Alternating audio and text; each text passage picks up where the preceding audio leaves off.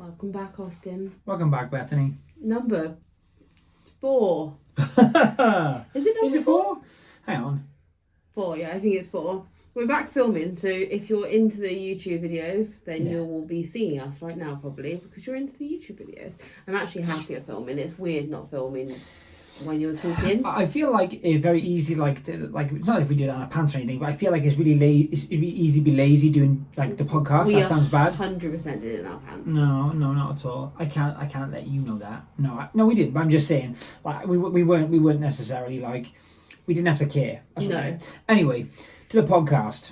I haven't written notes this week because I thought we were just like. Oh God, this is going to be my downfall. I thought we just like free flow it. Freestyle? Yeah. Well, we do that anyway, but. Anyway. All right, cool. So, last week's show was about profits over profits. Profits over something like projects. That. Something like that. Yeah. Once again, I had really good feedback. It was cool. Good to hear people's opinion on it as well, because I think everyone's opinion's different. And it's hard to know whether to look at you or to look at the camera sometimes, but I'll just stay looking at you for now. Anyway, yeah, I think most people had the same kind of ideas, that if it was too much trouble, they would probably just go kind of the quick flip route. Yes. Would you agree? Someone's always going to disagree. Of course. But yeah, in the most, I think people got what we were talking about. I don't know. We've applied it a couple of times this week. Yeah, you're right, actually. It's funny as well, you should say that someone's always going to kind of have a difference of opinion.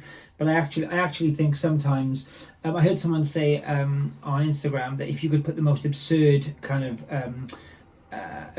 argument on TikTok and you'd get people in the comments agreeing with you that you were right, and you know what I mean? Yeah. So I kind of think you're right there. Anyway, what is well, people already know from the title, but what is today's topic and today's title of this podcast? Well, I was going to keep it light and keep it like airy. It's not as hot as it was last week, so I feel like goodness for that. We're in relief stations. So we're going to talk about just very sort of like I was about to say very like quickly and concisely. We're going to talk about the different platforms, but nothing is quick and concise with us. No way. No, but we're going to talk about all of the different, the main UK selling platforms that are most used, I would say. Yeah, agreed. And we're going to talk about how we use them, what we would recommend, how you use them, and sort of like what we found with using them. Does that make sense? Yeah, the goods, the bads, and the uglies. Mm-hmm. And also, you said about kind of UK.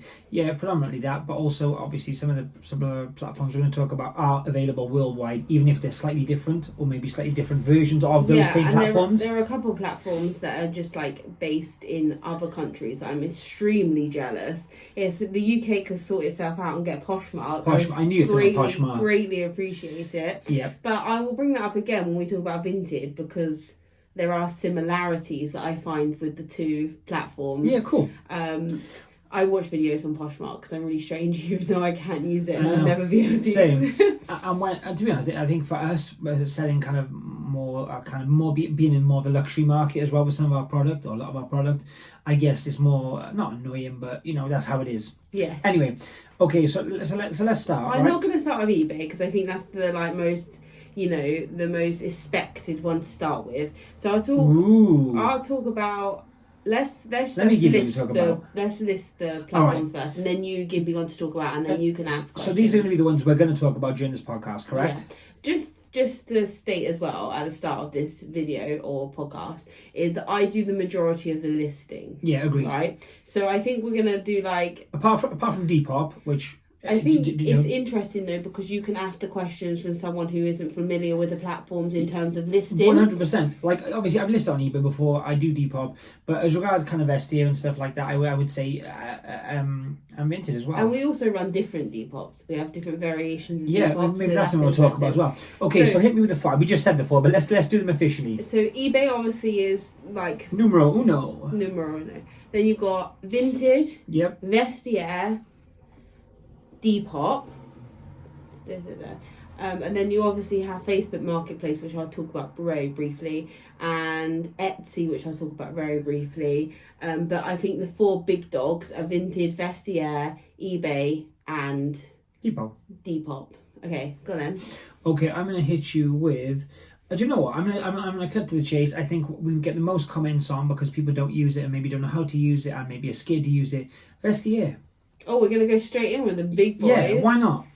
Okay, Vestiaire. So let's like outline it. I'll outline it, and then you can. I'll dip in with my questions. Yeah, okay. Because I got questions. It might be a bit lady. different of a format, but this podcast, but I think it'll be interesting. It'll be kind of like semi-me interviewing you because, like you say, in fairness, once again, you have to give credit where it's due. Bethany does, and like 99% of the listings. I'll be really honest. And like I say, apart from Depop. So out of the two of us, who would have the most kind of knowledge and definitely is the big kahuna as regards kind of listing. That's my nickname. Big kahuna. Yeah. Yeah. I think that's for trademark probably. To someone else, not to me. Not to you at all, yeah. No. Moving on. Okay, so Vestiaire in a whole is, actually you know this, is French for fitting room or changing room. Changing room, fitting room, dressing room, something along those lines. Excuse our naivete. That was from another podcast. If anyone gets that reference, just put in the comments. Anyway, yeah. So it means that I can Google it if you want me to. No, it's fine. It's fine. So I'm not French. If you've not noticed. Yeah, no, I haven't noticed. Yeah. So we started dabbling with Vestiaire this year, right? And I'm gonna just outline it as like a whole first. Vestiaire. Oh, go. Yeah, I'm already gonna burst in. So. Just a note before we even start with Vestiaire. Vestiaire was something I was interested in for years and years and years because the marketplace. He's going to take all the credit. No, she knows I'm right. That's why.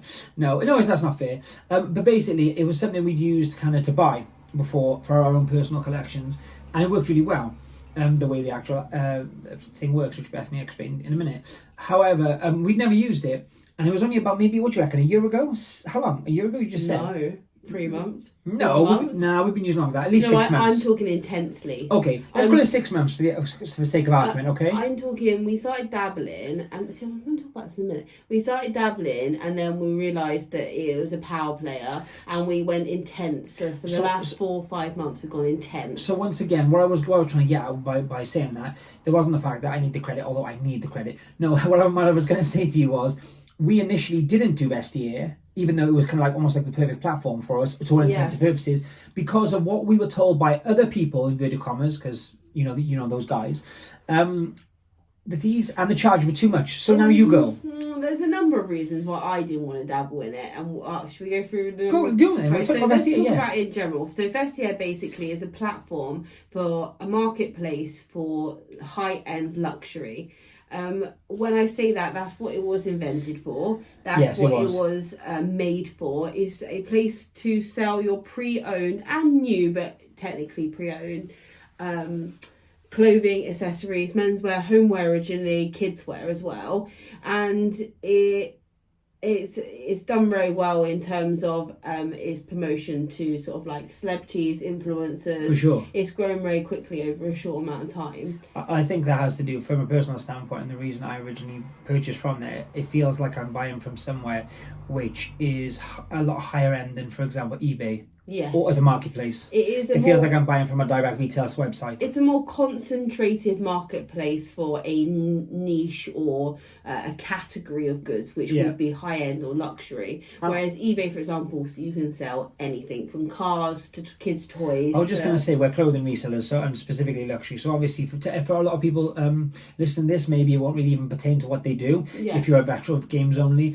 However, we have a lot of people that we know and that we speak to, and even the guys and the girls which aren't necessarily into clothing or high-end clothing specifically, have got bits and pieces they want to move and sell. Mm-hmm. Agreed? Yeah, and it's also going back to that, putting your item on the best place, concentrated place that will sell it the quickest for the best money. Totally. Right? And that's what we're here for now. You can hold an account and only put one thing on a year. It's not like it's not a jail sentence. 100%. You can open an account and never put a piece up. You can be a casual seller, you can be a professional seller, you can be whatever kind of seller you want to be, but it is aimed at high-end luxury brands, and I'll get into that a bit more in a minute in terms of like listing on there, etc. So I'll stop interrupting. You tell us about how you feel about Vestiaire. We said we're going to give an overview, basically. So I didn't want to get involved in Vestiaire to begin with because we have brick and mortar stores that sell pre-owned luxury, and then we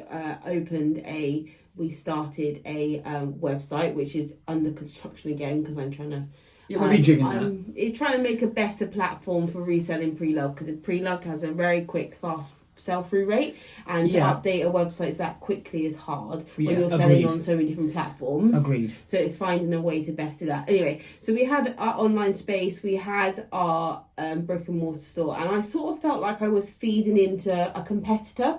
Yeah, I actually agree with you. That's first of all, sorry to clean the conversation, but I remember thinking that when people would say, "Oh, do you use Vestiaire? Or do you go Vestiaire?" We were like, "What? Why would we? We've got our own website." Like, because I don't think we even realised that it was the marketplace that it has become. Because we didn't think of it as a marketplace. There you go. We thought of it as another company selling high-end pre-owned. Pre-owned, yeah, exactly. But it's not. God, that's such a good point. It's a place for others to sell. It's a portal. It's a marketplace. It's a fancy looking eBay. It's a fancy looking department store. Yeah. It's an online department store. Think of it like with that. Pre-owned, with pre-owned. And do you know what? So is First Dibs. Yep. So is Poshmark. So is I wasn't thinking of Poshmark. So is I'm going to think of it now. It's going to come into my head right now. Farfetched. Did you know Farfetch is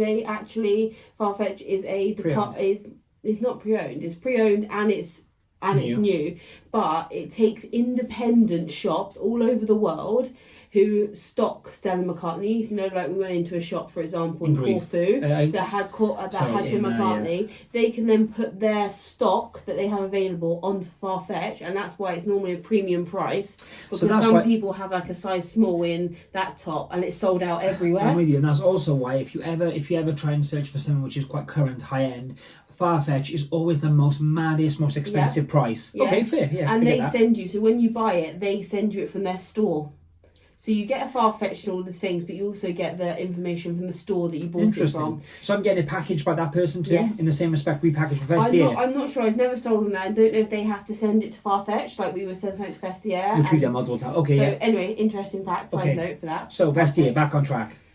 Who thought I'd be putting you back on track? No, Vestiaire. And then the other thing that really niggled me is fees didn't really bother me. Fees are always going to be a thing. The thing is, like when you have brick and mortar store, you have to pay rent. You have to pay what's the word, rates and etc. like that. So you take a percentage out of every sale anyway. Technically, I mean, you might not do it. Your profit's not your profit. Yeah, and so platforms like Vestiaire, eBay, Vinted, they all work the same. That's your shop. That's the rent you pay on your shop. That's the pleasure you get for using their website and how many eyes they get on it. All their promotion, all their marketing. Well, the way we initially when we spoke, I spoke to you about it, was if we were in, for example, which one of our stores is, if we're in a small Somerset town, and our overheads per item would be X. A chunk of our rent for that month, a chunk of our rates, our electric, our white, whatever it might be. Okay, if you take a chunk of that and then say, okay, well, that out of what we earned during that month would cost us X not as a percentage, but as an actual pound note, if you will. Yeah. When we worked out what we would pay on Vestiaire, it was minimal in comparison. Yeah, it is. And once again, in comparison to if 25 people come through my door on a Sunday, which can be an okay day, how many likes do you get, or someone's favorited individual item hourly on Vestiaire? Exactly. You just eyeballs, as you say. More eyes. My other biggest problem with it, and I'm going to throw it into the ring, is that it is riddled. Oh yeah, go on. With fakes. It is. I can search Mulberry right now, and I guarantee you I can find at least 5 counterfeit items. Now, it's because Vestiaire has a certain authentication system, which I will talk about with you, and explain it to you. I explain it to people weekly, but I want people to understand their authentication system, because it to be in some aspects is very, very strict, okay, depending on what you're buying. But I say depending on what you're buying, that's really regarding how much you're spending and what kind of item you're buying, because although they have steps to authenticate, not every single item we send out ever goes to Vestiaire. No, it goes straight to the consumer, right? Yeah, and then that will cause returns. So basically, explain how it works on a normal name on note first. I am going to do, just for the YouTube peeps, I am going to do a full video on listing and selling on Vestiaire, and I'm going to do a walkthrough guide, basically. Yeah, and we'll do the voiceover run through with what we're doing with that. Yeah, anyone who wants like some in-depth knowledge, but I will go over it slightly now. So basically, There's categories in which you list in like anything. So men's, women's and children, which is broken up into gender. They used to have homeware. They don't have the option to list homeware anymore, but they still do sell homeware on there. So I don't know if it's like you unlock homeware or they're just not accepting any new homeware. Do you know what? I've not seen homeware as a bracket as regards kind of perusing the website for a long time.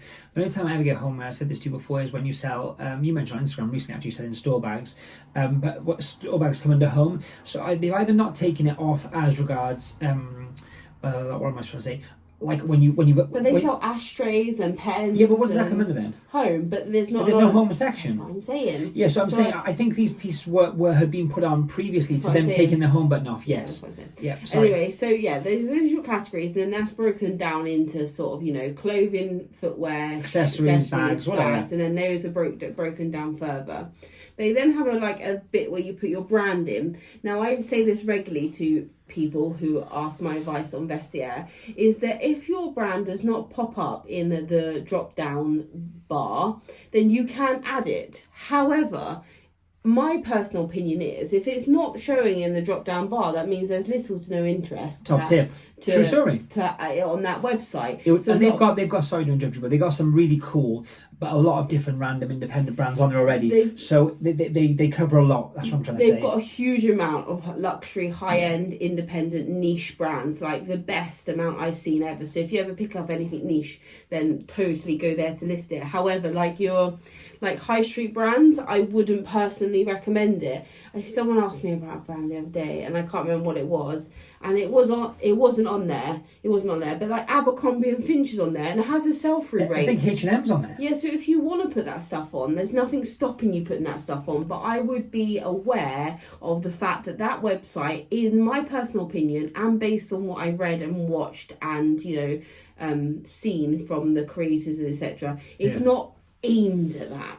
It's not aimed at the high street market. It's aimed at pre-owned luxury. And in my personal experience of selling on there, I get a lot of stylists, I get a lot of collectors, I get a lot of international collectors, and it is a much better platform for selling the more unusual. So just being a person who studies and kind of likes to be aware of like retail and how people buy and all the rest of things like buying habits, I would say if you click on to Vestiaire now, and they change it quite regularly, and their homepage, your flash ups, like I think today was Crystallized Prada, there was a Jimmy Choo, there was Jacquemus.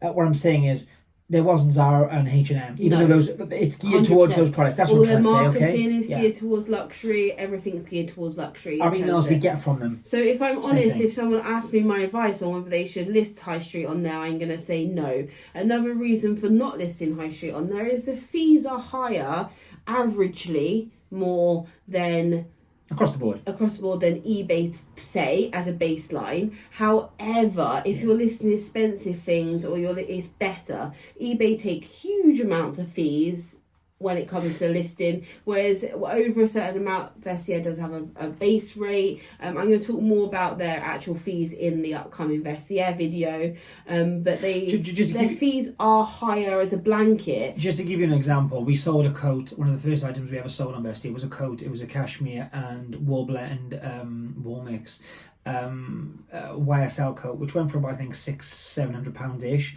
And we ended up with a massive chunk of that. And we were actually surprised when it came in, because once again, I think it was the first item we ever sold there, if I'm not mistaken. Because we'd worked out what we'd have got on eBay, and we were kind of saying, if it's kind of neck and neck, that would be okay with us. And we took an offer. So their base rate, I think, is about £15, but it changes. So what I'm saying is, if you're listing a £25 mint velvet top, you after fees is pointless. Forget about it. Pointless. You can do it if you want. Like, I'm not hating, but it doesn't make sense to do that because their website and their structure and it's almost like a consignment sort of like feeling. Yeah, I get that. Then it's not really worth it in the long run, and you've got to factor in your time and time cross-listing. It's not yet on any of the cross-listing platforms, so it is extra additional time that you have to account for. So pros for using Vestiaire. They're all their marketing and promotion. You get the right eyes on the right pieces. things that I would never have dreamed to sell on eBay go like that on Vestiaire. I'm smiling if you listen on the podcast, because I actually think what you just said, and once again, until we have these conversations mostly on the podcast, I don't think about it, but I would say our highest of high end, I'm talking about the best stuff, like our finest luxury, always sells without question. I say that, but like the last thing I sold was a £85 pair of trainers from Essential Antwerp. So it does vary. But that's also quite a niche brand for eBay. No, and you've got to be aware of your profit margins, etc. when it comes and your to audience, fees who you're trying to hook. On Vestiaire. Sorry, go on anyway. Yeah. So I lost my train of thought though. My bad. I was talking about pros for Vestiaire. Pros for Vestiaire. So yeah, you get the right eyes, you get the right marketing, the right promotion, in my opinion.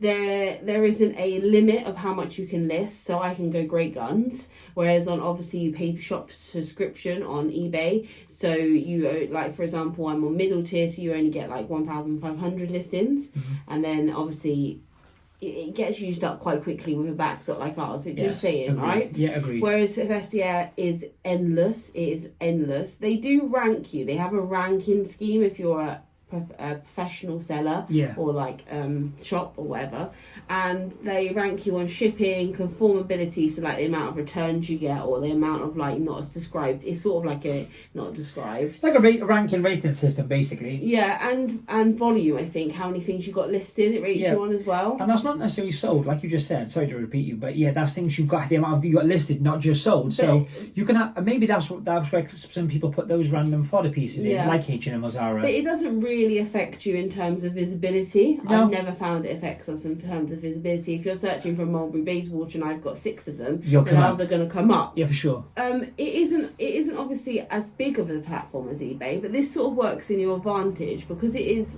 marketed well and people are aware that it exists. There is less on there, so you get seen. Does that make sense? 100% it does. Yeah, it does.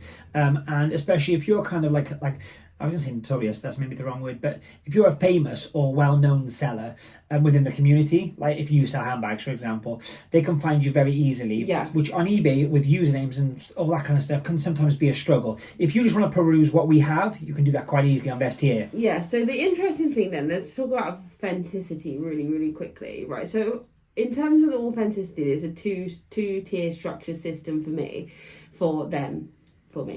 So they have the first ones which they go off of photos, so the photos you upload. Now, let's get straight. You can have as many pictures as you want on Vestiaire, and it is really, I'm going to obviously talk about this in more depth, but it's really important that you if you're selling something of high value, put as many pictures up as possible. Back, front, hems, lining, inner labels, outer labels, zips. Details, zips, studs, lining, whatever, right? You put everything on there. And they basically, I assume actually that it's I don't think it's, I could be proven wrong, but I don't think it's a person authenticating them. No. I think it is a, not a bot, but it's a clever system. And multiple times like those guns that scan leather and they tell you if it's authentic. 100%. I think multiple times, go on. They're not always right. No, I was going to say multiple times we've had problems. Yeah, and you know what is solved is I add more pictures so they can clarify it clearer. And then what happens? That it is authentic. There you go. So say I put up like a Gucci handbag and I just do front, back and sides and there's no inner labels, they're just going to say no, it's not authentic. Because you haven't given them enough information to 100% guarantee that's authentic. Now, things do fall through the cracks, and it happens quite often. Mulberry's a massive contender for fakes on there. Yes. And that's how I know that what you just said is 100% correct. It's not a human, because some of the items we've seen from Mulberry on there are not just fake or knockoff. These are items that Mulberry never existed from that company. Yes. They weren't made by them. They don't even look like anything that was made by them. And that's why I think, like you say, it's down to kind of what you put up or you haven't put up. So this comes to the second step. So they do it in 2 ways. You can either, as a buyer, pay for authentication. It's an additional £15 off the top of my head. Cool. And you, as a seller, send the item to Vestiaire.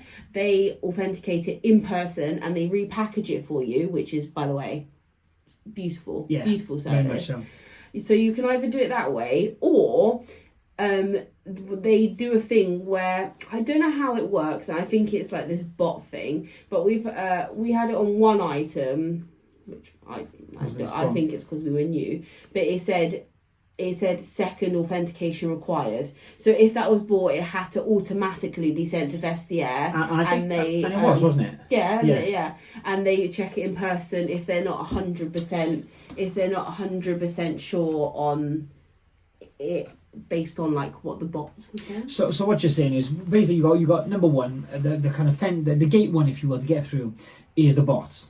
The second one is more of a kind of if it's told that you need more photographs, blah blah blah. Yeah. And then you'll have two outcomes of that. Yeah, it's fine, great, let's move on. Let's get it up. Or two, they will then say it will need further authentication. Now, what I will say is, I'm not saying this is a blanket statement, but for us, the only times we've ever had the kind of authentication from Vestiaire directly, which I guess from a human touch, if you will, were uber high end, probably plus £2,000 sales. The only other one was we had it was a patent leather mulberry Bayswater, and had a slightly different inner tag because it was embossed into the patent. Because patent leather, they don't. Yeah, so it was slightly different. So it went to a thing, and obviously it went through. But the only ones we've had are people who pay the extra, and I've had people pay the extra on the most bizarre items. But like things that we know, like, and I wish people you got. But you would never think like a really round like or they Diane don't von Furstenberg or they don't dress make, like that's not so much fun. But yeah, they were things they don't make knockoffs of or make fakes of. Or I would expect it from a handbag. If you're spending a lot of money on a handbag, then fair play, 15 quid extra. Chanel suit, 15 quid extra, fine. And if you're spending 12, 13, 1400 pound on a Chanel jacket, £15, like, just pay it. And then you know for sure, not only they've gone to their authentication system, but it also has been through human hands. And I will say that when something does go that way, just let you know, you get a report back to say everything's fine. And honestly, they're the most stringent, most amazing group of authenticators I know of. Their in-person authentication is top notch. Now, I'm just going to be like bad news Billy. Go on then, Bill. It is not a way to authenticate your items. No, it's not. So if you think, I'm going to put on Vestiaire and see if it goes through, and if it goes through, it's real. No, it does firstly, let's clarify that does not mean anything. It's a helpful indication, but however, there is a good chance it won't. If you're unsure, there's a good chance it won't go through the second phase of authentication. So please don't say, I put it on Vestiaire and they accepted it, so it's real. No, there's not 100% authentication. The first layer of Vestiaire's authentication is not 100% that item is real. So you don't go be flying it off to eBay or anything like that. And in the rare occurrence that maybe it got through the first authentication and then it were to sell, and then you ship to the customer because it's £100 or £150, right? That customer at any point can call you up on that and check that with Vestiaire. And to be quite frank, just because the distance selling laws, which is you can have a return on anything that has been bought online which you haven't seen in person, they can send it back. So honestly, these people buy on most of these websites, truthfully, from our experience, they don't just know what they're looking for. They know what they're looking for inside and out. So it's not a free lunch if you have a load of knockoffs and you think, honestly, in terms of sending, so then you either, like I just said, you either send to Vestiaire and have it secondary authenticated. Why are always cars driving past? Once every episode, get over it. You have it double authenticated by Vestiaire, and then they send it on to the customer, or you send it direct to customer.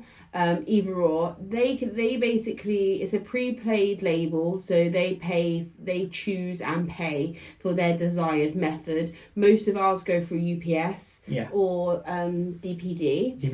Which is the higher cost in general. Every now and then we get FedEx. Yeah, we've had a FedEx. Mainly international, that one though. And that's another thing you need to speak on. It's Hermes. Every now. The other thing we need to speak on, really, if that's the case, then it would be, especially with Vestiaire, is I've just gone blank. What did you just say then? Remind me. International. Right. So talk to us about international. You talk about, like, a lot of people don't use the global shipping program on eBay. Well, let me just finish first. Okay, sorry. I was just going to say, just to talk about the shipping. Yeah, to complete it. And then once it's been delivered in hand to the customer, not at like drop-off centre, once it's in hand to the customer, they have 72 hours to decide if anything's wrong, if they don't want it, and blah, blah, blah. If they don't do it in 72 hours, they don't have to click a button necessarily. No, it just but it automatically gets payment. And payment takes about 2 to 5 working days. It is a bit slower than any other payments we receive. 100%. But it's very similar in terms of like sending and stuff to Vinted. Prepaid label, wait until the customer's happy, you get your money. It's very much like that. It's not put into a balance or anything. It goes direct to the bank account. But it's a slightly slower way of getting paid. I will say, just from the payment side of things, I've never had any issues ever. We've also never had a return. Just saying. Touch wood. You know, and that's why I say to people on their buying and know what they're looking for, and like, yeah, it's so detailed as well. Like Bethany said, you can put as many photos as you want there. And from our point of view, just rather, like, I would rather not spend my time boxing or shipping an item to then have it come back for the sake of, I don't know, we haven't mentioned this in a photo. So for Bethany to take extra photographs and make sure they're covered and they know what they're buying, that's the best way to do it. Yes. And that sounds like sucking eggs, but it's true, isn't it? Also, what going back to what Austin was saying, is it is a worldwide platform, so you get customers from all over the globe. Where's the weirdest place we've shipped? No, most of them on Vestiaire being European. Paris predominantly. Yeah, France. we had a couple of Cyprus ones. A couple America, yeah. On Vestiaire, American. Yeah, we did a couple. We did one New York and we went in I California. do majority of my American to. See, that's what I do. I do shipping on eBay. Anyway, so going back to that, it's a very simple system, and I will talk about it further in terms of like in-depth listing and things like that. But in terms of what I would use Vestiaire for, is high-price items, niche, independent luxury brands, or just your big dogs. Anything, I don't list anything under the £70 to 60 to 70, but mainly £70 bracket, just because of the fees. Costs, yeah. I put all the high-end things on there. I think it works really well. It's easy to list. Does what it says on the tin. You have to pay for shipping. It's got you don't have to pay for shipping. It's got great visibility. They don't have a review system as such. Yeah.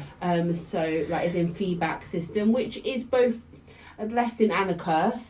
Yeah, I agree with that. Because, you don't get the props for what you're doing. Yeah, it's nice to, get some feedback sometimes. But as a whole, I would only use it for high-end luxury items, men's, women's, and children's, if you dabble in children's. I've sold children's on there. Yes, you have. The other thing I was going to say, just thinking about shipping, just because we can kind of end this Vestiaire for now at least, is what I was thinking was, shipping, once again, my neck of the woods more so, but when we ship really, really high-end expensive items ourselves, as in we're paying the shipping, etc., we use various couriers for different places all around the world, insured, not insured, whatever the customer wants to go with. Predominantly it's insured because we want to cover our behinds, right? However, that's another great thing about Vestiaire. Their shipping is not only already paid and kind of chosen by the customer. We don't have to worry about it. So it's a case of we put in the box, we put their label on it, and boom, it's gone. That is a huge problem. Not a problem, but more of an issue on eBay when people are happy to send £1,000 handbags, second class. And that's really we're not doing that in a million years. Do you know what I mean? So it makes it easier for us with regard to shipping, I think, too. I think that leads nicely onto Vinted as well, because it has a similar shipping structure. Go. Now, Vinted it was originally called the Boot Sale app. Who remembers that? I do. I said that's podcast. Or was it Spock that was the Boot Sale? Do you remember Spock? Spock. Yeah, I don't know. That might be the Boot Sale app. Maybe we're getting them confused. If we are, I apologise, Vinted. Anyway, Vinted. Yeah, it might be. Vinted do a lot of advertising, especially on TV, YouTube, etc. And I think, that good for them. Good for you, Vinted. Vinted, right? I have mixed feelings about Vinted. I started doing Vinted like hardcore this year too. We use Zip Sale. So Zip Sale is a And just to clarify, a disclaimer before we start this. Vinted, if you're listening, we do this with our own product.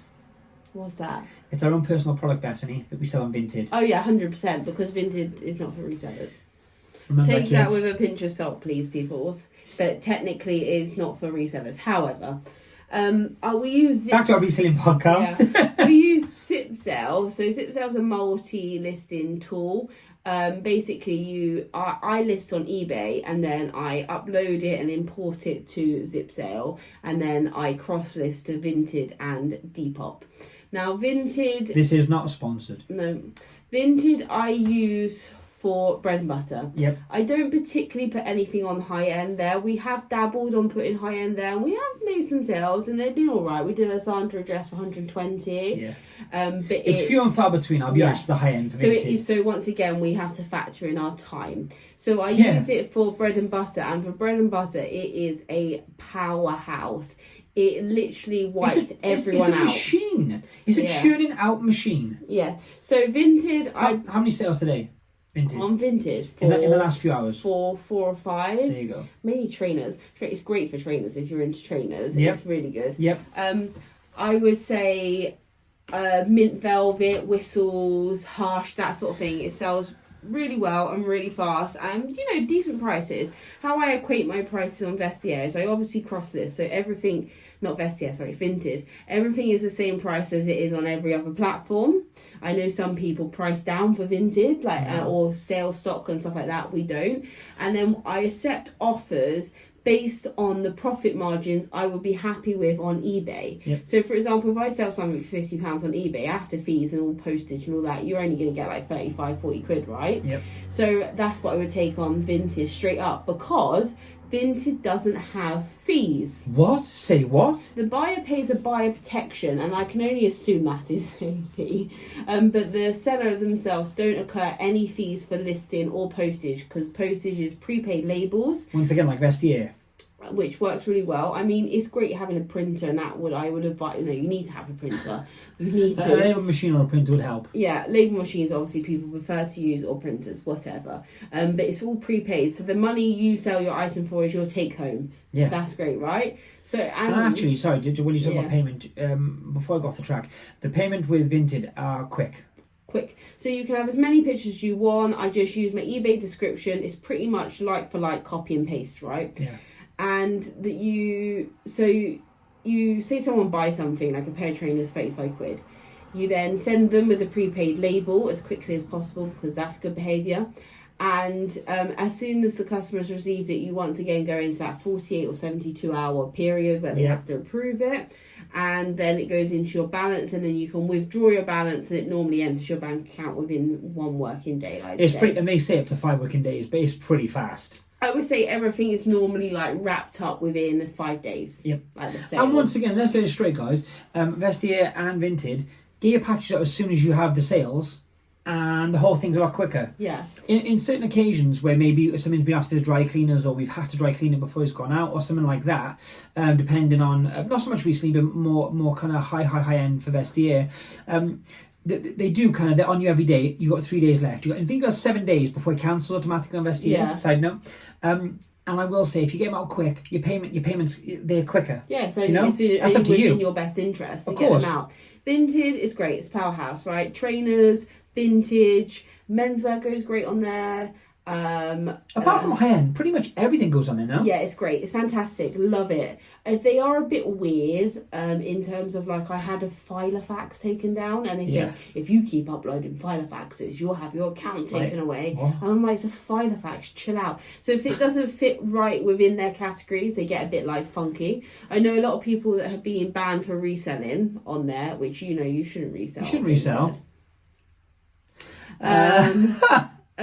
And I know people have also been pulled up for buying and reselling the same item. I would never condone that at all, Bethany. I just want you to know, and everyone listening to know. What I would say is there are more than one account available per email, so that's up to you. Yes, I would suggest having 2 accounts if you are. I would never suggest that. actively. I would never suggest that.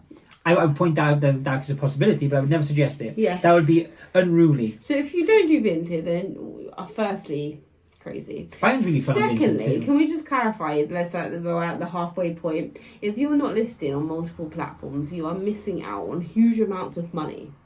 That's it. Right, that's just a straight and narrow. If you're just sticking to one platform, I understand why people do. I understand comfort zones, and I understand like mastering situation. But we are resellers, and if you can get, you need to address where your items are best sold. I was having a conversation with somebody the other day, and we were talking about this specific situation, and they said, yeah, but if I can, because I said it's basically 4 income streams, if you will, for the one item in certain scenarios, or maybe 3, depending on the item, okay? And they said, yeah, but if I can concentrate on one platform, I can just buy more and put loads on there. I said, yeah, say that again. I can buy more. So you're going to spend more rather than have that one item and put on 4 different places you could possibly sell it, or buy more and put on one place. It just the maths aren't there for me. And the whole sort of like the whole like topic of this podcast is working out where your item best sits and will best sell. So once actually what we'll do is, if it's okay with you, once we've done through the next 2, you could say exactly where you think what should go where. Okay. Is that all right? Yeah. So what have we done Vinted? We done Vinted, yeah. Vinted's the bread and butter bad boy. Yep. Yeah. And if anyone, we're going to do the Vestiaire video, as we said, for YouTube. But if anyone listening is interested in maybe a Vinted video, it's very basic, but that's not to mug anyone off, or use. But yeah, for personal use. But if anyone wanted a video just to kind of see how it works, because once again, you don't know till you see, maybe. So just mention the comments. Okay, and then next up is Depop. Now, Depop is his own little beastie boy. Yeah. Right. So we have 2 Depops. 2. We have a vintage Depop. No, Bethany, I have a Depop and you have a Depop. For anyone listening from Depop, that would not be illegal to have one each. Having 2 between us would be wrong and probably illegal in many states in the US. You're only allowed a 1 Depop per person. So I have one and you have one. Yeah. So one's vintage and one is, when I say vintage, just pure vintage. Single stitch, old stuff, 90s. Yeah. Trainers. Yeah. And then my one is, or the one I concentrate on, is high end.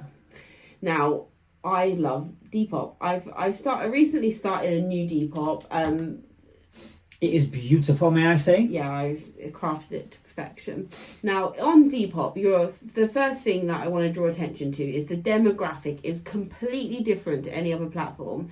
Depop is rife with hip, young, up and coming kiddies. Yeah. Right? It is like teenager, young adult, just cool people, like the hangout. I think I mentioned before, Daisy Drip 309 or maybe Kev's Crepes. Yeah, it's like the cool place, right? Yeah. And what I find is it's very trend driven. It's very like at the moment it's just Y2K, and we're seeing a lot of belly tops and a lot of low rise. I'm just going to say belly tops. I don't know whether that's a thing. Yeah. And combat pants and cool trainers and like Jordan ones and dunks, all that kind of stuff. Now I don't sell that.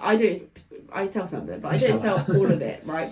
So I concentrate mainly on making my page and my shop on Depop look as aesthetically pleasing as I can, because we buy with our eyes, firstly. That is a really important thing. And sales, guys. We buy with our eyes. And I think Depop is the most sort of like, you look at someone's store 100%. more than I just don't go on eBay and look at people's stores. Do you know what? You're so right. And I think because the store, as much as you can on eBay, I know that because, the work we've done recently, but you don't really do that. Like you said, on Depop, it is, you check an item and you go to their store instantly and see what else they have. And if the store in general looks quality high-end items, boom, I'm going there. Yeah, exactly that. So the main thing is you're only allowed 4 pictures, which is, I don't know why they don't sort themselves out. You'll have 4 pictures and a video. What the heck? I don't want to talk about it right now. It's something that angers me from the depths of my soul. You're only allowed 4 pictures, which I can't even talk to you how stupid it is. But you're only allowed 4 pictures. So what I do is Hello? My table just collapsed. Sorry, podcast listeners. So I do front, back, label, right, and then I do a fancy flat lay. So my first picture is a fancy flat lay. For anyone who doesn't know what a fancy flat lay, and I'm going to insert a picture on YouTube. It literally is a flat lay that Bethany thinks is fancy. Yeah, so I do a nice sort of like overall vibe of the item, and then every item I do that for. So it's very uniform, and then I do it in colour. This is why the website's taking so bloody long. And then I do it in colour as well, because that's very visually pleasing. And I will say it looks amazing because And I have as much as I dabbled. joke. I dabbled in having just the picture of the item. I've dabbled with putting it on the floor. I've dabbled with backgrounds. I've dabbled with grass. I've dabbled with everything. And This is so many nights worth of conversation, guys. I cannot tell you. And this is the best, most aesthetically pleasing, represents my brand. I agree, think yeah. the most important thing with Depop is, I don't know why, but it's very brand driven, like Vestiaire as well,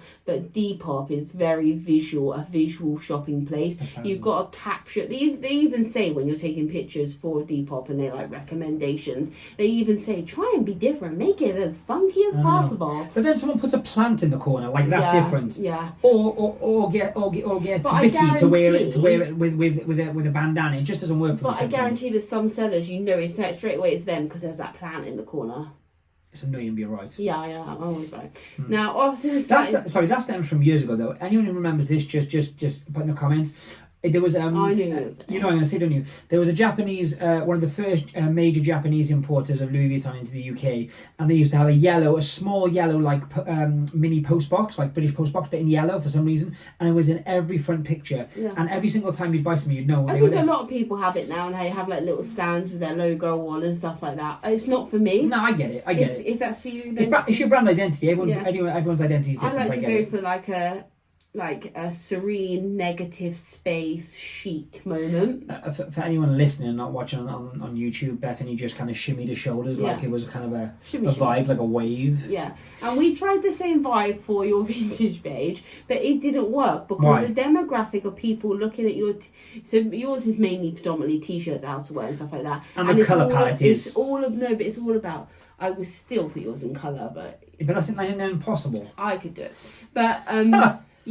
it's all about the front graphic, what's on the t-shirt, the single stitch and things. There's so much to look at, it's just not possible. So yours is hanging, but it's a white wall because that's how I like it, and then mine's like a funky flat lay, and they both work for different reasons. You've got to find out on Depop which works for your store. You've got to really click into your visual merchandising self. If you're selling dirty old trainers, with all due respect, put them on the table, take a picture and sell them at 15, 20 quid or whatever you're going to sell them for, and to know that someone who's going to wear those is going to buy. I'm going to be brutal. I'm going to be really brutal. Maybe the most controversial thing I've ever said. But if I go on your store, whether you're a reseller or a personal store, and half your t-shirt's cropped out because it's like done in squares like on Instagram, and everyone's like that, like one's like a crop to the hem, I can't see the bottom of the jeans because of thing, you've done one on the back of the door, one on the floor, one on the thing, I'm leaving, I'm out, I'm checking out, and I'm not buying anything. 100%. And if another time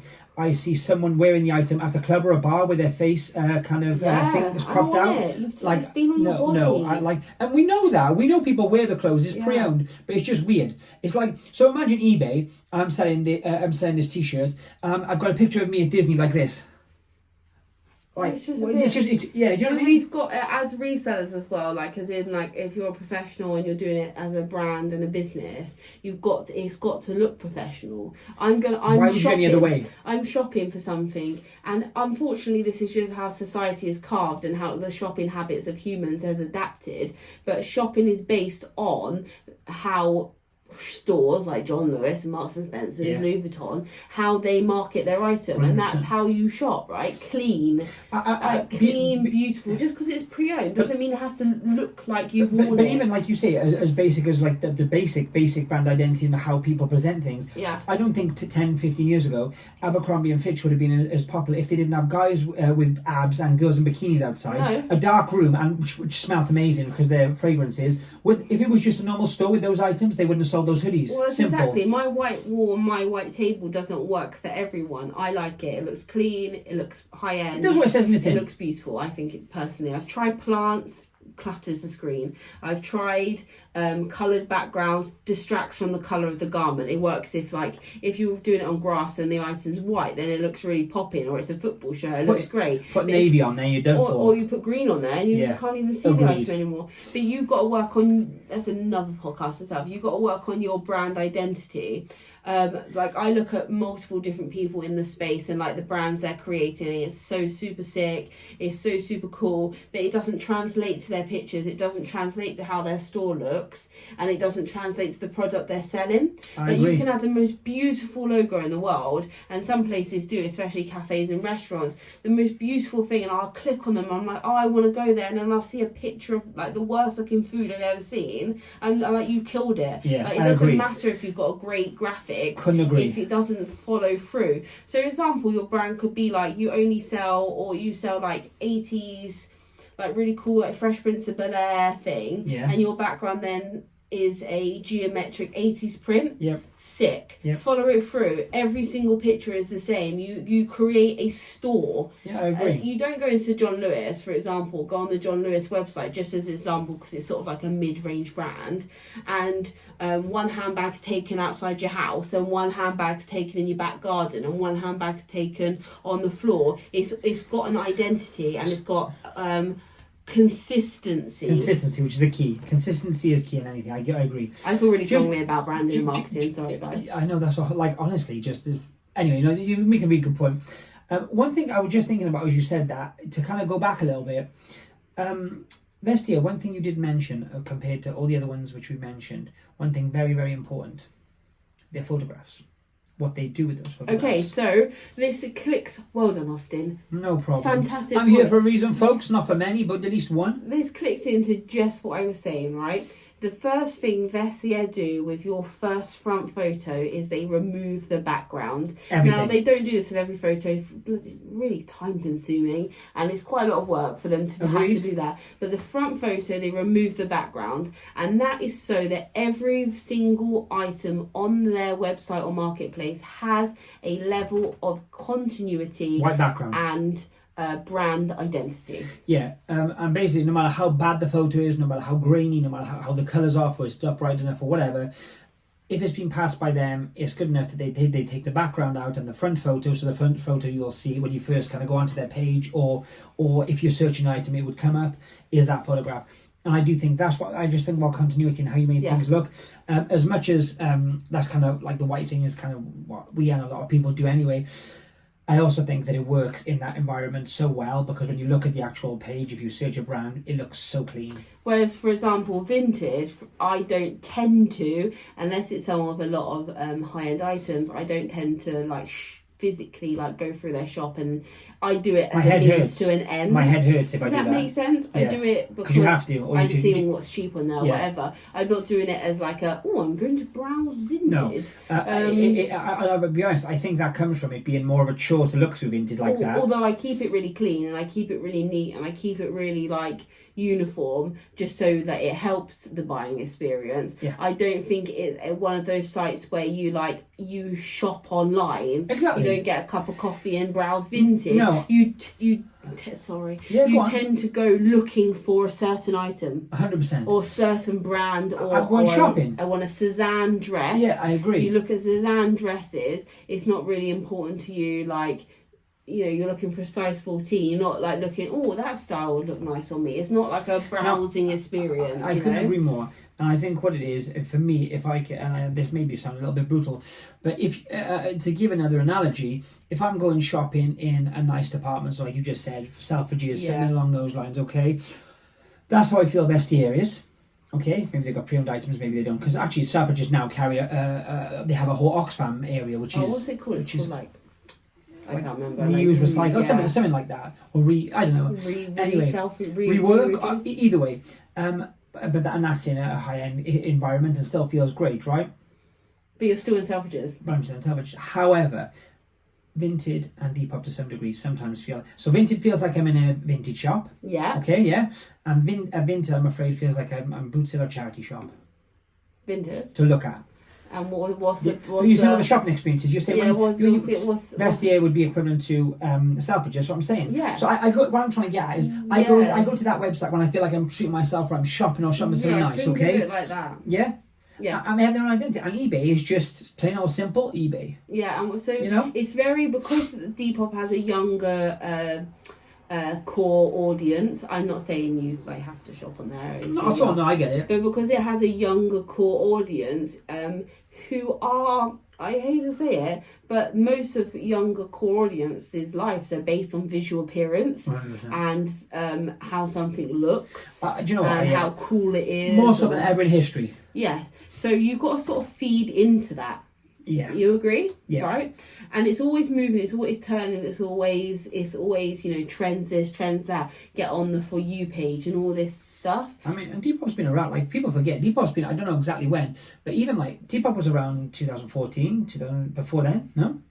2015. Yeah. It's been around, I'm saying it's not been out for, like, a strawberry picking season or anything, it's been But out a it's while. also another example of a great app. You can also use ZipZell to list on Depop. Now, I wouldn't list, right? I wouldn't list bread and butter once again. Depop. The kids don't want mint velvet. They don't want no one's going in there. Hush. Do you know what? Actually, it's funny because a lot of the people are very, very nice on Depop. Some people get a bit carried away, but then that happens on eBay. That happens on most different platforms. It's really funny though.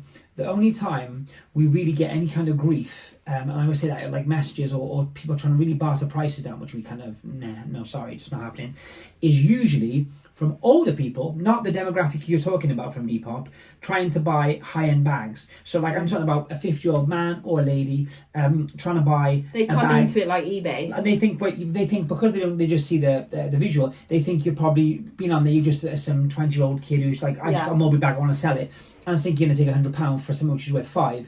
And it's really funny because like we've had people be rude on that platform. And I know you can take a pig with a pinch of salt. Happens everywhere, but that happens a lot more on Depop selling high end because once again I don't think it's necessarily made for that. So I would use high end. I would put high end on there. Yep. Trend driven items. So you can. I think Depop's a great place for non-branded. Yeah, it's a great place for things that fit the trend. Yeah. That is going on right now. Vintage. Anything like sort of like retro, anything like that. 90s, 80s, Y2K, whatever. I wouldn't list Marks and Spencer's on that. I think you're wasting your time. Unless you have a really, really nice Argyle sweater, right? Which only would St. go. Michael's. But yeah, it's St. Michael's. But that would only go because Argyle sweater was in the title, so not because it was a Marks and Spencer's. You've got to like cross-list your brain and think, okay, it's Marks and Spencer's. I wouldn't normally list that, but it's got a really funky, cool pattern, and I can see someone. Could you see a hipster at 19 walking past you in the street in it? That's what I would say. And if you can, then whether it's high end or it's like Bethany said, more vintage retro, put it on there. Yeah. And then what's the last one? eBay. eBay. eBay's a big dog. So eBay gets all first listings and then everything roots out from and you know, eBay. The mad thing is, the only reason that is, well, I say the only reason, it's obvious that they've got the biggest amount of eyes on them. Of course, but what I was going to say was for you say you list it first is because actually nearly every app, not just in this country, because there's not really many in this country, but pretty much across the world, is all based. They take all their information to put off to different platforms from the eBay, from the eBay platform itself. So they expect you to list on eBay first. Well, if the people telling you to list on multiple platforms are taking your core information and spreading it across those different platforms from eBay, that tells you clearly that they know that's the biggest dog in the yard. Simple.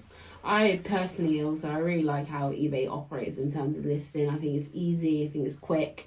I think it's thorough. It's a bit too thorough sometimes. Like some of the questions, if anyone understands and like lists on eBay regularly, what is the character option? I think character. to quote a friend of ours, if you're not working hard, you're not going to see any results. But pretty much, I can't remember the exact quote he made. But I do believe there is an algorithm. I believe there's an algorithm of everything now, and I think some people are going to have really good weeks, some weeks.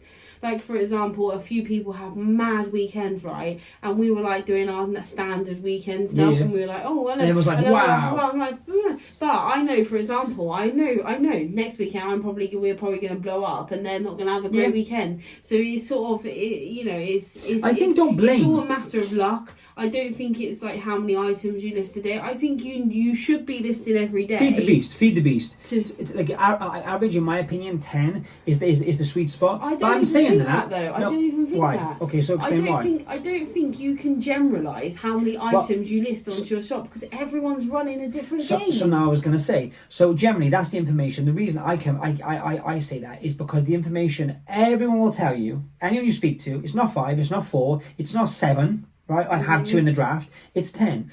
Now, unless an eBay representative has said this, and if they have, bite me, I'm wrong. But I don't think they have. because who would say that anyway? So I think, like Bethany said, I actually happen to agree with that. And I think, once again, it's something that we pass on as resellers to each other, acting like we know something. However, if you're telling me you're going to list 100 items a day on eBay, trust me, you're going to sell a buttload of stuff. Yeah. Like, it just makes sense. I run a bigger shop. Like, I don't know. I like to keep. Bigger compared to what you think is bigger. Well, I like For a lot to of keep people, my full allowance of 1,500. Like, since I've restarted the shop, I'm a bit lower than that at the moment, but I'm working on it. I'm listing 25 items a day. Yeah. But I'm not doing it to keep a consistent sale. I'm doing it to get my store back up to where it was. I need everything I have listed. So what would you use as maintenance, in your opinion?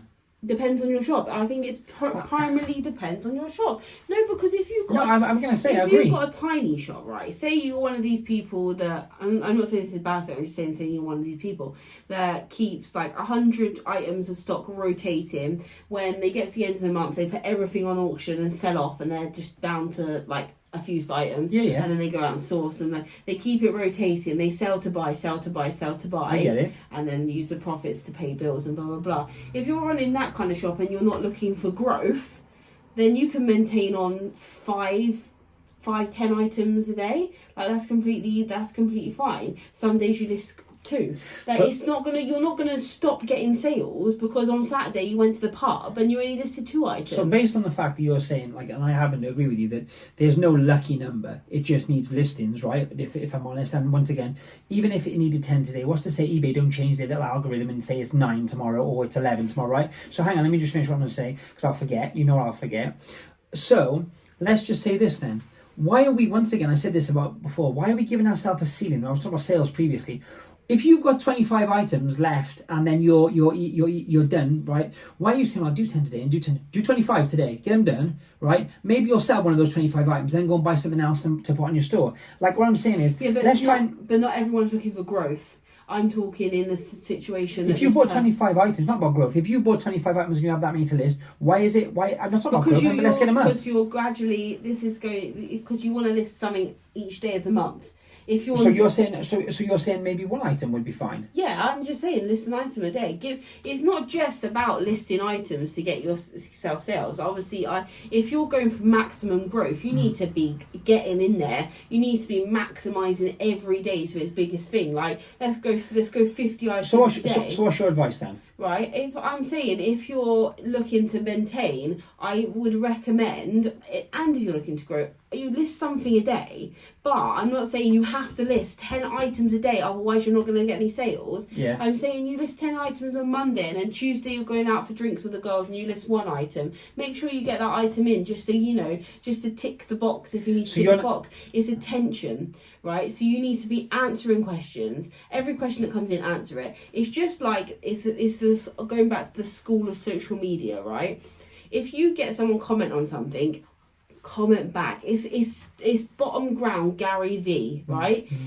No comment is too big for you. No person's, every person that comments on something is showing you support. So why are you not thanking them? Yeah, that's fact, right? Totally in, yeah. But it also ticks over your Instagram and your YouTube and your TikTok. It sends you up the algorithm of social media. If you're responding, you've got double the amount of comments. You've got double the thing. It works the same within eBay. You get a question through, respond to it, even if you don't want to say anything to them, right? Even if they're just being a tip. So, yeah, okay, it's fine. So what I'm saying is, what I go back to what I said originally. What is your advice then? Because once again, a lot of people will say, well, that's great for you. You got 1,000 or 1,500 on, right? So you're going to maintain at X, or you're trying to grow at X because you've got backstop to do, right? What is your advice for a person who's got maybe a store of 100 listings currently? But you wrote okay, there's so many things you can do to generate sales. So that's my point. What I'm trying to say is, I originally said, from what everyone says, is everyone says you speak to minimum 10 listens a day to keep you on track, right? So this is what I'm trying to get at, is I don't believe, that's why I mentioned it originally, I don't believe there's a one-size-fits-all for everyone, and I'll tell you for why. One, number of items you have in your store, because I think eBay are clever enough that they understand that if you've got 1,000 items in your store, putting 1 on every day, no matter what kind of tickle that might give to the supposed algorithm, I don't see that they think that that's doing big business, okay? I just don't feel that way. I might be way off, and fair play if I'm cool with that, because once again, no one will come on and tell you they're wrong, they're right or they're wrong, because they don't know, and no one can say it apart from eBay. What I'm trying to say is, though, in so many different, the size of your shop, how many items you list, how many items you have to list. Some people, non-resellers, if you will, people who just put their own items up. We were talking about this morning, about like putting one item on when you only have one item.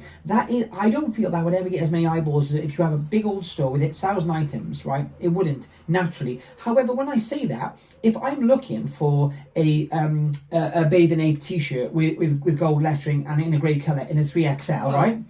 It will take me straight there, no matter how listings you have, won't it? Well, no, it's all a matter of it's all a matter of averages. It's all a matter of, if you've got more items, you've got more eyes on your items. That's just a fact, right? Of course. So if I've got 1,000 items, I've got and each item's getting 10 views, I've got a load. Whereas if you only got one item, it's getting 10 views. You only got 10 views. Yeah. So it's all a matter of luck and chance. But it's also, but when you've got a marketplace full of the same items, which doesn't really apply to us because we sell specialists. And that's how I feel. That's why I say what I say. There's more competition and more, need to get eyeballs on your item, and that goes back to how you photograph and how you think. No, let me speak.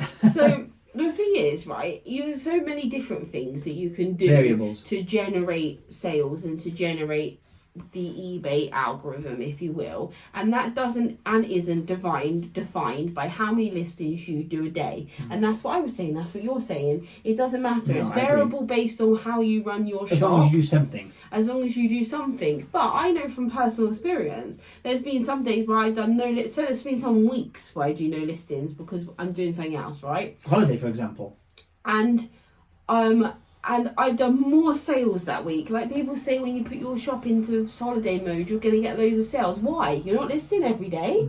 So why does that happen? It's not about that. It's you're tickling the beast, right? Yeah. So, for example, what a reseller on Instagram said to me at one time, go into your shop every single day and click bulk edit on everything and refresh the whole shop. Someone also said at the end of the month, take all your items off and then reload them selling in similar on the first of the month, and you'll get it will regenerate the views. Almost like they're new listings. listings. These are all things you can do, but you don't have to do. This wasn't a rule set up by eBay that you have to refresh your shop every month. So exactly what I'm saying. So on that basis, when this is it's like we almost give ourselves rules. This is what I'm trying to get at. I'm trying to get we give ourselves excuses of why we're not making sales. Yeah. And we try and find what's the word? Solutions to these excuses. Exactly. So what I'm saying is the whole 10 listens a day is BS. For one person, it might be spot on and they might be correct. That's exactly what you need to do. But for the very next person you're speaking to, it may be incorrect. So what you're saying, which I 100% agree with, it's totally down to the person. It's totally down to what. There's so many variables. It's impossible if someone says to you, and I asked you at the beginning of this whole conversation, give us some advice on what you would do then. And it's a question that can't be answered unless you're given the exact variables. It's a fact. If you list more items and you have more items in your eBay store, you are probably going to sell more because you have more. Yeah. Right? It's just a fact. eBay obviously are going to be like, oh, they're listing stuff, we like them. Why wouldn't they? They make money every time you sell something. Every single time you put a sale through their till, they ding. Yeah. Right? So why wouldn't they like you more if you were listed? However, if you've got that white dress from Zara that everyone's talking about because Kate Middleton just wore it and you're the only person on there, you're going to make the sale. Yeah. So the eBay aren't going to say, no, they can't make the sale because they haven't done their 10 listings today. Yeah, and that's why I went back to the whole, if you had one item on, that's what I'm trying to say to you. Our store, right, we have 1,000 items, and we're talking about kind of how the algorithms work or don't work or how it can work. You've got that hat in yellow, the hat you're wearing, okay? You've got it listed perfectly, and then someone else, you've got 1,000 items up. You've been working all week, blah, blah, blah. Someone else has got the same hat as you, up in the same colour, pretty much the same listing, okay? Yeah. Bar the shouting, but she has one item. If I search that hat in that colour, in that size, you'll both come up. then what I'm saying is, so the 1,000 items then goes out the window, doesn't it? Well, it goes back to the old age thing of not actually caring what anyone else is doing. I don't care what Margaret across the road is wearing today.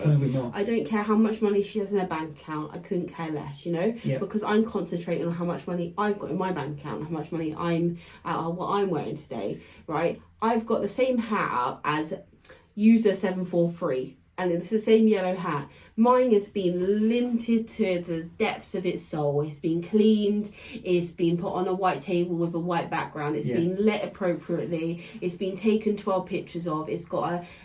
Take 12 pictures not because eBay liked it. Take 12 pictures because you take pride in your pictures and you want it to look the best it can. You've got the best description. You've got keywords in the title.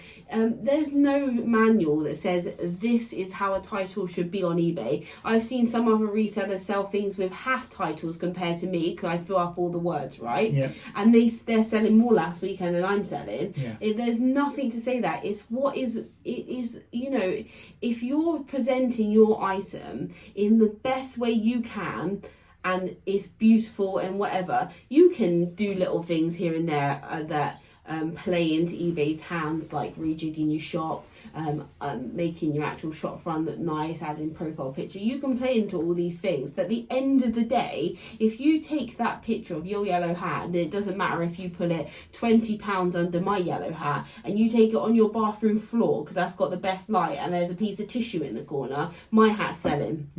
And what you've got to be concerned with is what you're doing is the best for your store. You can do jiggery pokery, and I would recommend uploading every day because because it's just pure fact. No, if you've because got more to sell, then you're going to sell more. I get it, but this is what I'm trying to get at. I don't think you understand what I'm trying to say. What I'm trying to say is what you're saying is 1010% correct. Everything you said, in my opinion, is spot on.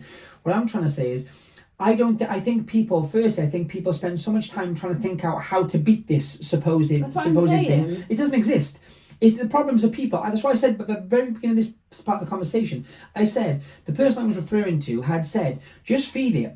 Like, whether it's 1,000 listens or one listen a day, if you're constantly feeding it and you're constantly doing the best photos you can, you're constantly doing the best titles you can, and you're doing all the things eBay ask, you'll get sales. Well, that's what I'm saying. Stop thinking it. It's overthinking now. Stop thinking of it as an it. Stop thinking of feeding the beast. Just list to list. There you go. List because you want to sell stuff. Not because you think eBay are going to like that you've listed. List because I can have a store with 15,000 items on and it's all phone cases and they're going to sell more than me because they're £5 and they're things everyone needs right now or wants, because the new iPhone came on yesterday, whatever. And I've got high-end luxury dresses.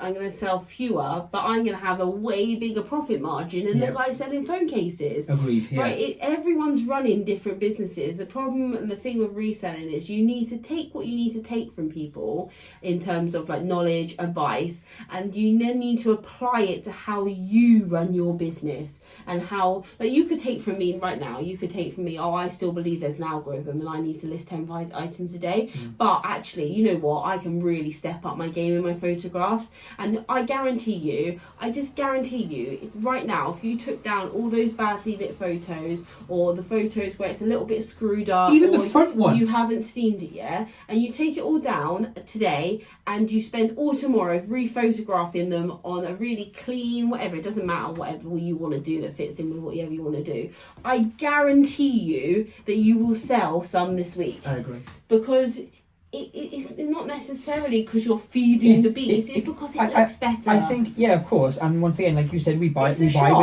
our eyes. I think going back to what we were saying earlier as well, for me, more so than anything else, and even over and above eBay, one of the main things as well is, I think as resellers, and resellers are fickle old things, same as us. People are looking. They're always looking for a reason something does or doesn't happen. Okay? You said yourself then, this weekend or maybe next weekend will be better. Well, no, all we could look at it is like, we didn't do enough.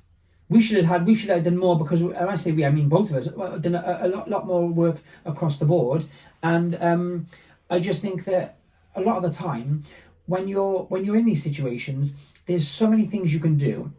And it's easy to say, I heard someone on YouTube a couple of days ago, we haven't had much luck, so what we're going to do is we're going to just, we're going to stick to our guns and we're just going to see how this weekend's out. No, like you said, take them off, do some more photos, edit them, put better titles in. I'm saying, like if you've only got 5 items though, and you can't afford to buy anything that's what more, I'm saying. If you've got items, double down, right? Yeah. Double down. You normally do 20. We're doing 40 today because things got to change, right? If you're running a smaller shop and you're doing that whole thing where you sell to accumulate, which I'm not judging at all. Like of course, everyone's different. We get that. Tweak a photo. Tweak a description, take the title out completely and try something new, refresh your shop. There's loads of things you can do, and I'm not saying they feed the beast or fit into the algorithm. I'm saying that's what happens in real life, right? If you've got a brick and mortar store, you change the windows. If you've got a brick and mortar store, you paint a wall. If you've got a brick and mortar store, you clean. I was just going to say, music on. If you go to the gym and you go for 6 months, and after the first month you get a little bit kind of lose a little bit of weight, but in the next 6 months you stay the same and plateau. There's something you need to change, and you need to look at everything you do and change something. Bit by bit, you'll find out what really works for you. And I think it's the same. It's the same with that. It's not magic. There isn't this special. Everyone wants to, because everyone's different and everyone believes they're doing the same thing as everyone else. I think people want to almost like I say, not necessarily excuse, because it sounds like I'm being harsh to people, but I think people a lot of the time they do kind of, they look for that. So why is this? And I understand why. It's easier to blame something. It's easier to instantly know, oh, the answer is I don't list 10 a day, and then you start listing 10 a day and you start getting sales in. That's not the answer. You're obviously going to make more sales if you do more. Of course. You need to take out the fact, like you need to take eBay out of the mix. You need to take everyone else out of the mix for a start, and you need to work your business. out what fits for your business. Now, when I say you take everyone out of the mix, I'm not saying like shut everyone out. You look at what people are doing, but don't take it as gospel. Like it doesn't. What I do doesn't work for someone else. What you do doesn't work for me. I'll be honest. In the same respect, even picking items, it kills me off. One thing I honestly, really grinds my gears over above anything of watching kind of YouTube across the board. Maybe where we are, we do it ourselves in some degree. And if I do, my bad. I know myself, but. When you'll see someone pick up a certain item and do well with it, all of a sudden every person you know, Instagram, YouTube, is picking those kind of items up. Because once again, that worked for that one person. Find your own something. Yeah. Do you know what I mean? This isn't a... You've got to have a degree of passion to what you're selling. I cannot sell Rohan trousers. I don't like them. We picked some up recently. They don't sell for me personally, and that's because they don't fit in. I photograph high end and like ladies wear and stuff, and I make it sort of look. I don't know. I have a brand, right? Yeah. I have a brand, and walking trousers doesn't necessarily fit into that. It doesn't fit into the 100%. I'm with you. So if that's the case, though, then what you're just saying now, are you saying because you don't put the same enthusiasm in personally, being honest, to listing those trousers, you would, for example, a vintage YSL dress, which is a ball gown, is gorgeous, me spend an hour talking about. That maybe ends up being what's the word? Something that you're once again less passionate about, so it ends up coming to the back of the pile. I can't. A less than item for us. I can't really be competitive with prices because there's like a price set. Like that's really how much the prices go for. That's sort of, it's how the prices are. Yeah. Which, in everything, it goes back to setting the market, and it goes back to, pricing, how you want to price. But it's not one of those items that you would try and push the market. No, I agree. Because there's so many of the same item. And what you're trying to get at, basically, well, at least what I'm getting from what you're saying is, if you were talking about, like, if we say that kind of YSL dress previously, like, honestly, you would have more oomph, for want of a better word, to want to sell it, to get it gone. And also to make the money, because Rohan trousers are only going to go so far, I'll be honest, financially for us. Exactly. If you're going to push a sale, I'd rather you push a £600 silk YSL dress. But then that goes back to the algorithm. Do you think that eBay pushes you more if you sell a certain thing? So if you've got a shop full of menswear and you're constantly adding menswear, do they push you? Do you see what I'm saying? But these are ones I do, and these are all questions. Even like the whole conversation we're having is totally madness, because no one will ever know. Even you could I know we go off on such tangents. We were meant to be talking about what we put on. I know, but it kind of is part of what I'm saying though. What I'm saying is you could have eBay here now, and even if there was this magical thing they called an algorithm, right? Oh, you've got to do X. It's like a cheat sheet, right? Yeah. they're never going to tell you anyway. So what's the difference? No, exactly. Who cares? Let's just do our thing and enjoy it. You know what I mean? don't know how many representatives on the phone I've asked, is there an algorithm? And they just go, no, what are you talking about? They're literally like, what are you talking about? And once again, even if they say, okay, you should just list as regularly as you can, of course you're telling me that, because that's money in your pocket, you know? Anyway, let's get rapid. Let's do a conclusion. So in conclusion, we've said basically the kind of demographic and kind of items we're going to sell on these platforms, right? I think personally, Vestiaire is a luxury marketplace. Okay. We don't do middle of the road. No high end high street. LK Bennett is not luxury. We're talking the creme de la creme, high end independent brands. Yep. And then the upper echelon of luxury, right? Cool. That's Vestiaire. Men's, women's, children's, homeware, no longer. Yep. Right. Vinted. Bread and butter, like your ultimate bread and butter, the mint velvet, harsh toast. You do not have to price down for it. You don't have to. Don't have to pay postage. The labels come out. Do it. Right. eBay, everything.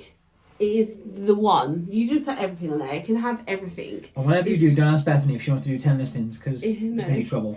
It's got so many eyeballs on it that just everything goes. It beats everything hands down. Depop, you've got to think aesthetically cool. You've got to think trends. It's very trend driven. You've Also got to keywords. Think, what's your son or your daughter wearing that's 15? Like keywords.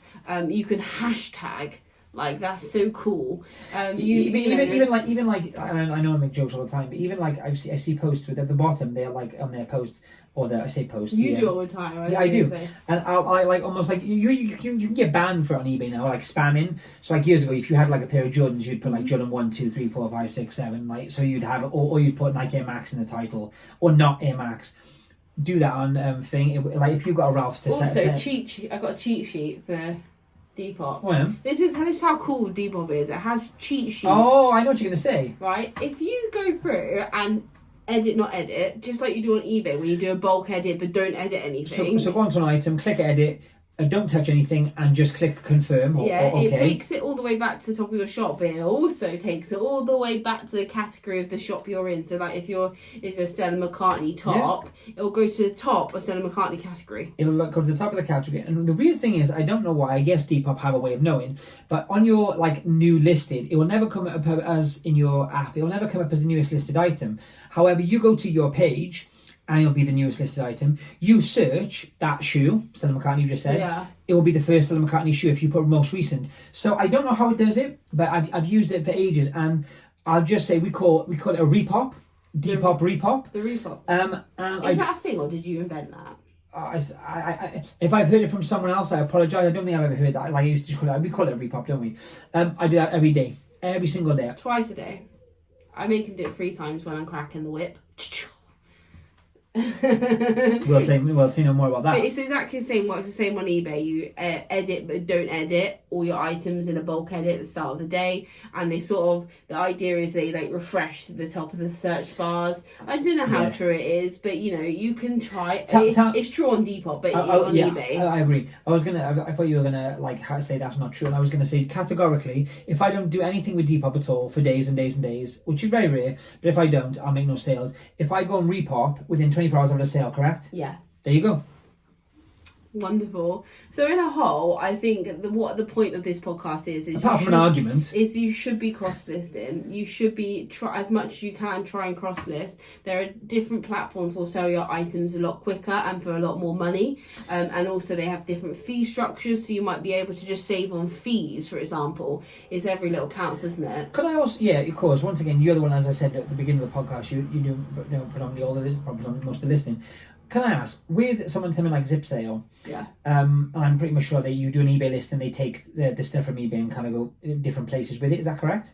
Right. So based on that, why would you not? Like, if you're listing on eBay, money. What? How much is that? I think I pay about, it's 16 quid. Okay. Which is not a small amount of money. But you have to invest in your money. You have to accumulate to speculate. And the other thing I wanted to ask just quickly. Was that the right phrase? Yeah, it was. Yeah. Speculate to accumulate. What is the time? So say, for example, I got my eBay listing done, right? And now I want to just this one item, because let's go base on one. I want to kind of click, boom, boom, boom, go and watch a Zip Sale video if you want to. I don't know. Like I say, I don't use it myself. How long will that convert to like 2 or 3, like a Depop or a Vinted?